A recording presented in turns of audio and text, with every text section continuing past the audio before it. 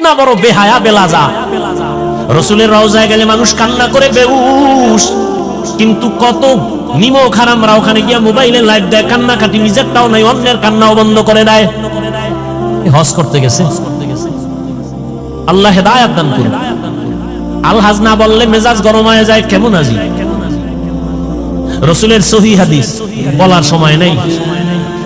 কিয়ামতের দিন নিরেট আলেম জাহান্নামের হ্যান্ডকাপ লাগাই দিবে আল্লাহ। নিরেট ওনার আলেম হওয়াতে ভেজাল ছিল না। দুনিয়ার সব মানুষ বলবে ভালো আলেম, কিয়ামতে আল্লাহ বলবে রে জাহান্নামের হ্যান্ডকাপ লাগা ধর।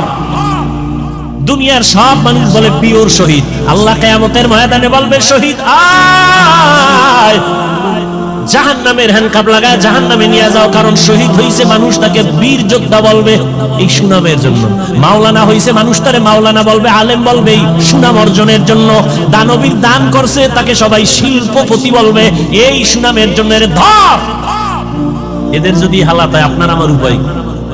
এই জন্যই তো সাহাবায়ে কেরাম মৃত্যু পর্যন্ত শুধু কান্নার আওয়াজ, শুধু কান্নার আওয়াজ, কান্নার আওয়াজ।